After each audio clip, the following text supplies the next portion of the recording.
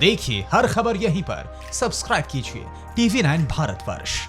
RSN Singh साहब, क्या वो तमाम मुल्क 138 देश जिन्होंने सिग्नेचर किए चाइना के साथ, वो समझ नहीं रहे थे कि ये किस तरह का जाल है जिसमें फंसा रहा है चाइना? देखिए, आपने बेल्ट रोड इनिशिएटिव की बात की तो देखिए, इंडिया जो है वो क्रिटिकल है बेल्ट रोड इनिशिएटिव के लिए। आप स्पेन, सेंट्रल एशिया, ये सब की एक इसको थोड़ी देर के लिए दरकिनार कर दें।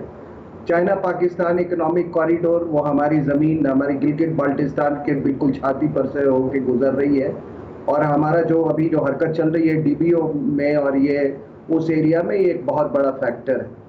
दूसरा रहा चाइना नेपाल इकोनॉमिक कॉरिडोर, तो आपने देखा नेपाल में ये क्या आ रहा है। वहाँ भी हमारे भाई, चाइना नेपाल से अगर वो नीचे आएगा तो वो तो आएगा बे ऑफ बंगाल में ही ना, उसके बिना बे ऑफ बंगाल के तो हो नहीं सकता है।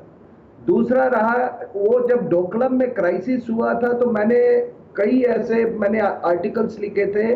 मैंने कहा था ये चाइना चुंबी चिटगांव कॉरिडोर के लिए ये कर रहे हैं कि जो वो आपका जो वो इलाका जो है वो अपना सिलीगुड़ी कॉरिडोर का, उसको ये पेनिट्रेट करके चाहते हैं कि हम उधर बे ऑफ बंगाल में निकल जाए। वो भी हमारे बिना नहीं हो सकता है। चाइना म्यांमार इकोनॉमिक कॉरिडोर जो यूनान से लेके जो सिटवे तक है, वो अभी वो काम मतलब अभी वो कारगर अभी है, लेकिन वो भी तो बे ऑफ बंगाल में है, तो उससे भी हम जुड़े हुए हैं। तो ये जान लीजिए कि बिना हिंदुस्तान के ये बेल्ट रोड इनिशिएटिव बिल्कुल संभव है ही नहीं। वो चाहे 138 देश साइन कर उसको तो सर, इसीलिए क्योंकि हिंदुस्तान इसमें उसकी महत्वाकांक्षा में सहयोग नहीं कर रहा है, ये भी उसकी फिलहाल जो दिखाई दे रही है खींच की एक वजह है।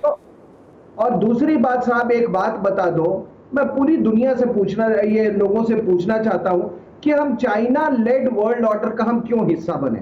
चाइना लेड वर्ल्ड ऑर्डर का हिस्सा हम क्यों बने? कपिल साहब हम मेरे साथ जुड़ रहे हैं। कपिल साहब, चाइना लेड वर्ल्ड ऑर्डर जो इमर्ज करता हुआ दिखाई दे रहा है, उसमें हम क्यों खड़े हों? आरएसएन सिंह साहब ने बहुत महत्वपूर्ण सवाल यह उठाया है, चाइना लेड वर्ल्ड ऑर्डर क्या इमर्ज होगा स्ट्रांगली, और हिंदुस्तान क्यों ना उससे अलग खड़ा हो?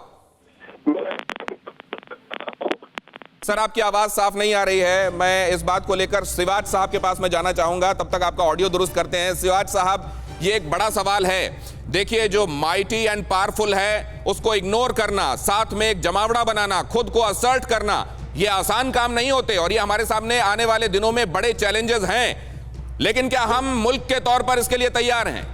बिल्कुल तैयार हैं। देखो, हम ही एक ऐसा देश है जिसने कहा कि बेल्ट रोड इनिशिएटिव हम साइन नहीं करेंगे, और ये क्योंकि ये डेट ट्रैप का एक साधन है। हम, जापान और अमेरिका ने यही बोला है, बाकी रशिया भी ज्वाइन करके। आप देखो हमारे चारों तरफ इसने क्या किया। इसने चाइना पाकिस्तान इकोनॉमिक कॉरिडोर बढ़ा, पाकिस्तान में $62 बिलियन, अभी उसने डैमर बादशाह डैम के लिए $6 बिलियन जो है, करीब 80 बिलियन डॉलर, ये कभी भी पाकिस्तान नहीं दे पाएगा। ये डेट ट्रैप में रहेगा। नेपाल में जो नेपाल का जो कॉरिडोर है, वो नेपाल जो आज की तरीके से जा रहा है, वो पाकिस्तान से भी बेहतर जाएगा कि वो डेट ट्रैप में चल जाएगा। अब म्यांमार को देखो, यूनान से कुआ कप्पू में एक पोर्ट बनाया है, वो पूरा का पूरा चीन ने बनाया है बेल्ट रोड इनिशिएटिव से। वो पॉल ऑफ स्ट्रिंग है। चिटागोंग बांग्लादेश में, हमन टोटा आपका श्रीलंका में, जिबूटी ईस्ट अफ्रीका में, ग्वादर पाकिस्तान में, और अभी मालदीव में भी एक पोर्ट को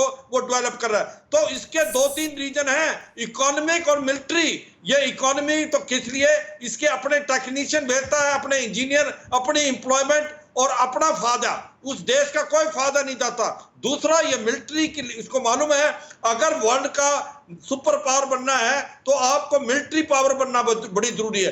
फिक्र आपकी, सोमवार से शुक्रवार रात 9 बजे सिर्फ TV9 भारतवर्ष पर।